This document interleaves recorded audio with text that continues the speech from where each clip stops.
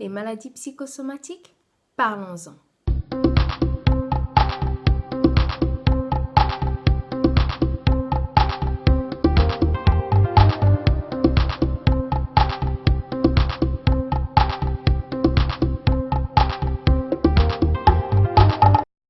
Coucou les victorieux et les victorieuses, j'espère que vous allez bien. Je suis très heureuse de pouvoir vous retrouver pour ce nouveau sujet qui est les maladies psychosomatiques.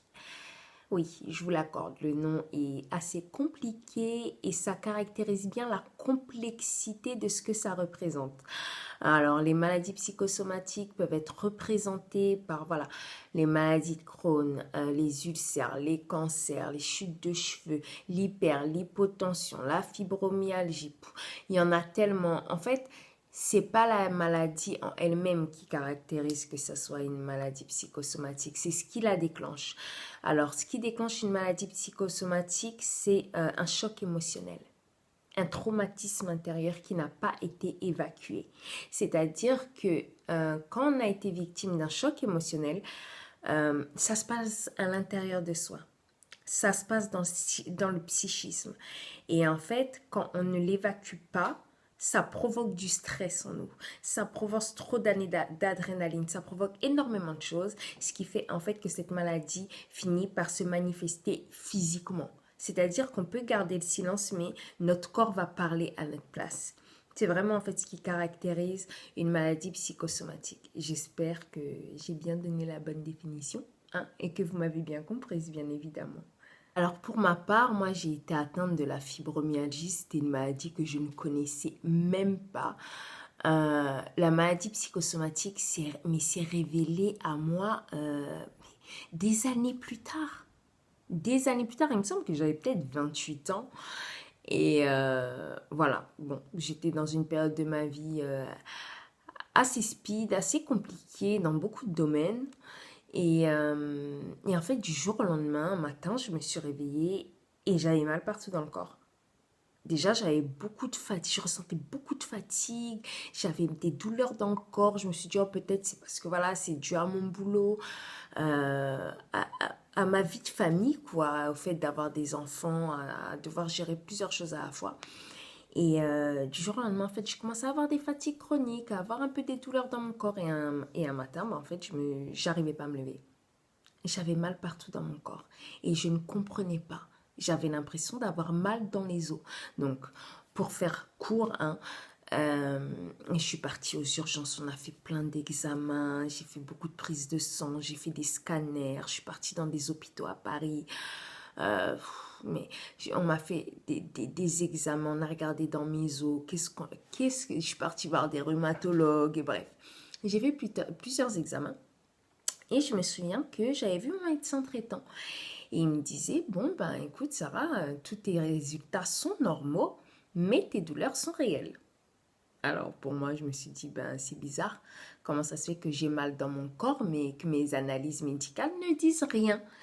Et il me dit, peut-être que c'est dû à ce que tu as vécu dans ton enfance par rapport au viol. Alors, pour moi, c'était la panique totale. Même pas la panique, j'étais énervée. C'était mon médecin traitant qui m'a vu grandir, plus de 30 ans dans la famille. J'ai fait des kilomètres pour venir le voir parce que bah, je n'habitais plus dans mon quartier d'enfance. Heureusement que j'étais avec ma grande sœur quand il m'a dit ça parce que j'ai explosé de colère. J'ai dit, mais attendez, jusqu'à aujourd'hui, moi j'ai réussi à m'en sortir. Je ne prends plus de médicaments, je ne vais plus voir les psys, je suis plus en hôpital psychiatrique. Voilà, même si aujourd'hui dans ma vie, au quotidien, tout n'est pas parfait, mais j'ai réussi malgré tout à bâtir certaines choses. Donc en fait, je vois pas le rapport. Je voyais pas le rapport en fait avec mon passé et mes douleurs physiques. Pour moi, ça n'avait aucun sens. Et je me suis dit, il n'est pas en train de dire que je suis une dépressive ou quoi que ce soit. En plus, moi, c'était des mots et des termes que je n'avais plus envie d'entendre. C'était plus des étiquettes que j'avais envie de porter. Et il me dit que c'est un rapport parce qu'en fait, je n'ai pas évacué ce que j'ai vécu. Voilà, pour moi, j'ai rangé ça dans une case de ma vie et je continue d'avancer alors que ce mal-là me ronge de l'intérieur. Voilà, ça me ronge de l'intérieur. Et il m'a dit, bon écoute, comme je vois que tu es énervé, que tu ne veux pas m'écouter, demain tu as un rendez-vous avec un rhumatologue et tu verras ce qu'elle dira. Et c'est vrai, effectivement, je suis partie vers cette rhumatologue qui ne me connaissait ni d'Adam ni d'Ève. Et elle m'a dit, donc voilà, bon écoutez, vous n'avez pas d'arthrite, d'arthrose, ni de problème de ce type. Mais par contre, j'aimerais bien que vous puissiez un peu parler de moi, de votre quotidien, de votre passé. Et c'est là où elle m'a expliqué, ben écoutez madame, moi je pense que vous êtes aussi un peu en surmenage, mais votre passé vous rattrape. Et je pense que vous avez besoin de mettre certaines choses sur la table ou d'aborder encore certaines choses que vous avez pu vivre parce qu'en fait vos traumatismes vous rappellent à l'ordre. Donc je ne comprenais pas, je lui ai demandé quel était le rapport en fait entre mon passé et mes douleurs que je pouvais ressentir. Et c'est là qu'elle m'a parlé de la fibromyalgie. Et qu'elle m'a dit, bah écoutez, vous êtes atteinte de la maladie des blessures de l'âme. Alors la blague, la maladie des blessures de l'âme. Alors, j'ai une douche froide, quoi. Une douche froide. Je me dis, j'ai réussi à bâtir des choses comme je le pouvais. À cette époque-là, j'étais en couple, j'avais mes enfants, j'avais un CDI, j'étais dans une vie normale. Et là, mon passé me rattrape plus de 20 ans après, quoi. Ouais, plus de 28 ans après, à cette période-là, il me semble. En fait, tout mon quotidien s'est effondré. Je n'arrivais plus à marcher. Je suis partie en long congé, en long congé maladie. Je suis passée en mi-temps thérapeutique. Tout s'est écroulé. Je n'avais plus de repères. En fait, je ne savais plus qui j'étais. J'étais complètement perdue.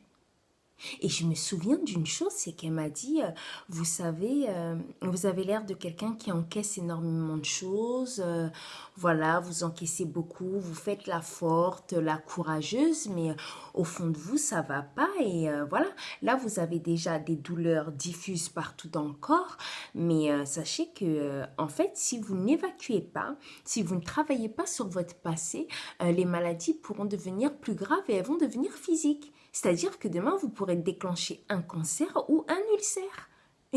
Et là, je me suis dit, mais... Non, excusez-moi, je rigole parce que ça dépasse tellement l'entendement et c'est tellement deux choses qui sont opposées mais en même temps qui sont tellement reliées que j'ai dû m'asseoir pour pouvoir comprendre en fait ce qui m'arrivait à cette période-là. Donc, vraiment pour vous dire aussi les victimes que je vous comprends.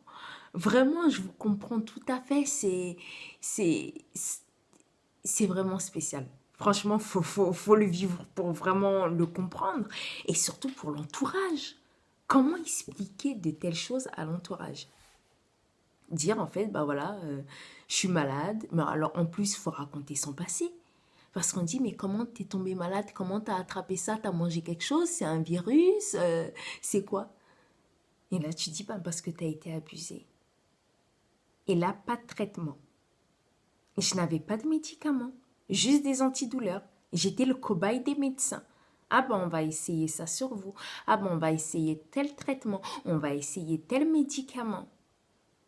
Et les effets secondaires tellement néfastes. J'en tremblais, j'en perdais l'appétit, j'en perdais le sommeil, j'en perdais la mémoire. Ça a été un calvaire. Ça a été un véritable enfer. Et une des premières choses qu'elle m'a dit, c'est que vous devez retourner voir un psy pour pouvoir en parler et évacuer. Ah là, ça a été très compliqué pour moi. Parce que déjà que j'arrivais pas à me lever, j'arrivais pas à marcher. Mon quotidien se résumait à seulement prendre des médicaments, aller chez le kiné, parce que j'avais perdu beaucoup de poids déjà, que je suis extra fine. C'était compliqué. C'était compliqué. Et là, je devais retourner chez ma psy, parler des choses que j'avais complètement occultées, oubliées. Mais c'était le chemin en fait que je devais emprunter pour pouvoir en fait finalement survivre. Et je n'avais pas le choix. J'ai accusé le coup parce que pour moi, la fibromyalgie me revolait ma vie. Me revolait ma vie, ouais, une deuxième fois. Ben, parce que voilà, j'avais malgré tout une vie épanouie dans la restauration, même si c'était pas au début le métier que j'avais choisi. Mais voilà, je travaillais sur l'heure, j'avais une vie normale, une bonne vie sociale, j'avais des collègues, j'aimais bien le contact avec les clients, je me faisais pas mal d'argent. Voilà, c'était super, quoi. Et là, je me retrouve coupée de mes collègues, coupée de mes amis, coupée de toute une vie, quoi. Et je me suis dit, bah ça y est, ça me rattrape. Et tout ce que je n'ai pas voulu voir, tout ce que je n'ai pas voulu aborder, eh ben, j'ai dû y faire face. Ouais, ça a été très difficile. Ça a été très difficile de pouvoir réaborder ces sujets noirs, ces sujets sombres, ces sujets, excusez-moi, très douloureux de ma vie. Mais ça a été la clé de ma liberté. Ça a été vraiment la clé de ma liberté. Le fait de pouvoir en parler, ça m'a permis de mettre des mots sur mes mots, sur les mots. Ouais. J'ai pu mettre des mots sur mes mots MAUX. Et comment j'ai pu me sortir de cette maladie psychosomatique, c'est en parlant, en évacuant, en acceptant mon histoire, en acceptant en fait ce que j'ai vécu. Parce que je me suis rendu compte que pendant des années, je me dissociais du traumatisme vécu dans mon enfance en fait. Je me souviens, c'est peut-être un détail, mais quand j'étais chez la psy, je ne parlais pas de moi. Je ne disais pas moi. Je disais elle. Ou je disais Sarah. C'était Sarah qui avait été abusée. C'était elle. C'était pas moi. C'était pas ma personne. Je ne disais pas je. Je ne disais pas moi. Et pourtant, mon passé était quotidiennement dans mon quotidien. Par mon comportement, mon attitude, ma colère, ma méfiance envers mon entourage, envers les hommes. J'étais bizarre. J'étais pas une personne normale. Aujourd'hui, je peux dire que je suis normale. Mais avant, j'étais pas normale. En fait, mon passé était dans mon quotidien, même si je ne le voyais pas. Et c'était ça, finalement, qui rongeait ma vie.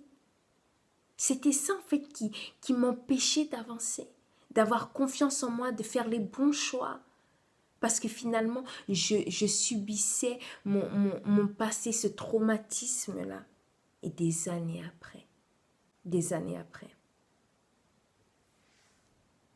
Et j'ai dû accepter de voir cette réalité en face. Surtout de me dire, mais en fait, Sarah, ça va pas.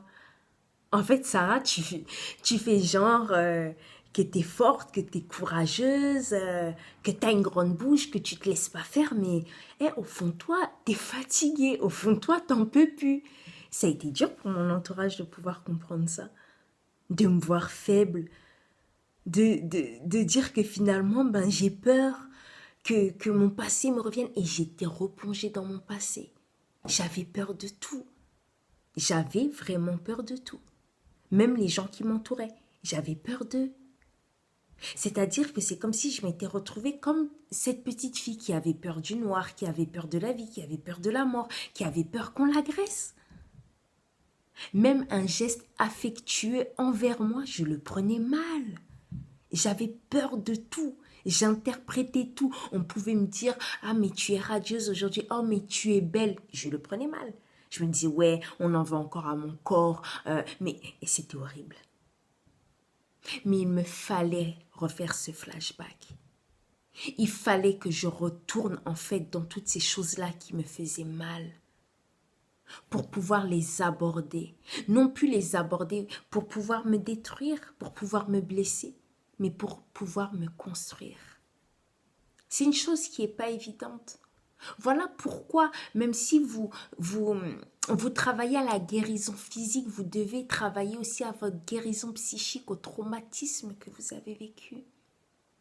Parce que la maladie physique ne guérira jamais si vos blessures intérieures ne sont pas guéries. Parce que ce qui a déclenché la maladie, c'est les maladies intérieures, c'est la souffrance. C'est ce que vous avez gardé pour vous, c'est ce que vous avez occulté. Il est important de pouvoir ouvrir ces tiroirs, de pouvoir enlever le drap que vous avez mis pour pouvoir cacher cela. Vous savez, vous pouvez cacher les choses, hein, mais ils ont une odeur et ça vous rattrapera toujours. Moi, ça m'a rattrapé 28 ans après, au moment où je ne m'y attendais pas. Au moment où je ne m'y attendais pas, je vous assure, ça m'est tombé dessus. Et j'aurais pu craquer, j'aurais pu abandonner. Hein. J'avais le choix de me foutre en l'air. Hein. Ah oui, j'avais le choix. Parce que vu comment c'était parti, j'aurais fini en chaise roulante. J'aurais fini en chaise roulante. Vous imaginez? Une vie encore hypothéquée. Et là, je regarde mes enfants. À cette époque-là, mon fils n'avait même pas 2 ans. Il était assis par terre, il avait besoin de moi, ou quand il jouait, j'avais pas la force d'aller le récupérer, de lui faire à manger. Les simples gestes du quotidien. Vous voyez comment vos silences, le fait d'être dans le déni, ça peut hypothéquer votre vie et vous détruire. Même l'entourage, mon entourage en a souffert. Mon entourage en a beaucoup souffert. Beaucoup souffert. Oui. Ils ont été une aide précieuse pour moi.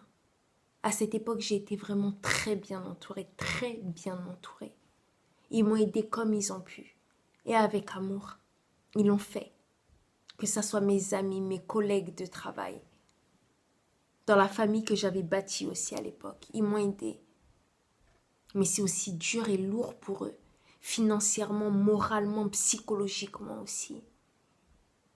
C'est pour ça qu'au travers de ça, je vous invite vraiment à voir la réalité en face. C'est important. Même si ça fait mal, c'est pour votre guérison. Quand vous vous êtes blessé, on doit mettre de l'alcool sur une blessure. C'est pour désinfecter. Et c'est pour mieux cicatriser. Là, c'est la même chose. Il faut pouvoir évacuer, mettre des mots sur ce que vous avez vécu afin de pouvoir vous libérer, afin de pouvoir être guéri. C'est vraiment ça. Et plus je l'ai fait, plus j'ai vu la réalité en face par rapport à mes souffrances, plus je les ai abordées, plus j'ai reconnu et accepté aussi ma position de victime. Parce que parfois, quand on a été victime, on dirait qu'on a la honte de le reconnaître. Mais c'est pas un gros mot, c'est pas une insulte, il faut reconnaître qu'on a été victime. Parce qu'une victime, elle a des droits. Elle a droit, elle a un statut, elle a droit à l'écoute, elle a droit à la considération. C'est important. Ça m'a permis de me poser aussi les bonnes questions sur les choix de vie que je voulais, quel avenir je voulais. Et je me suis battue pour. Malgré que des fois je sentais les désagréments dans mon corps, je me suis battue pour. Et aujourd'hui, j'ai la vie que j'ai. Même si cela m'a coûté, mais aujourd'hui, j'ai la vie que j'ai et la vie que j'ai rêvée. Même si tout se bâtit au quotidien, c'est vraiment pour vous dire que s'en sortir, c'est possible. Mais n'accusez pas le coup. Ne vous asseyez pas avec juste les conséquences. Oh, mon passé me rattrape. Oh, ça me bouffe ma maladie. Maintenant, j'ai déclenché une maladie aussi physique, ça me bouffe mon quotidien. Non, non, non, non. Même si c'est un cancer en phase finale, vous pouvez améliorer vos jours et vos quotidiens. Je vous assure. Tout est aussi dans le mental. Et votre vie en vaut la peine. Si vos agresseurs vous ont volé votre vie une fois, ne leur permettez pas qu'ils vous la volent 2 fois. Parce que là, ça sera de votre responsabilité à vous et non pas à eux. Et ça ne sera pas la leur, ça sera la vôtre. Vraiment, les victorieux, je veux vraiment vous challenger par rapport à ça. Vous avez droit à une deuxième vie que vous-même, vous pouvez bâtir. Votre vie ne s'arrête pas là, comme j'ai dit précédemment dans d'autres vidéos. Avoir été victime de viol et d'agression sexuelle n'est pas une fin en soi. Il y a une vie après cela. La vie que vous déciderez de pouvoir bâtir. Même si le quotidien n'est pas tout beau ou tout rose, vous pouvez dessiner la vie que vous voulez pour vous. Oui, moi aujourd'hui, j'ai retrouvé un équilibre de vie. Et j'ai une vie de couple, je suis avec mes enfants, je peux me permettre aujourd'hui de recourir, de jouer avec eux, de partir à la piscine. Voilà, j'ai retrouvé toutes mes aptitudes. Et la fibromyalgie est loin derrière moi. Elle est partie comme elle a apparu. Eh oui. Pourquoi?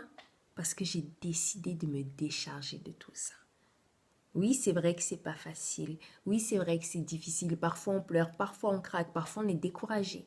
Mais on ne baisse pas les bras. On se relève. On tombe, mais on se relève. Et on continue à marcher.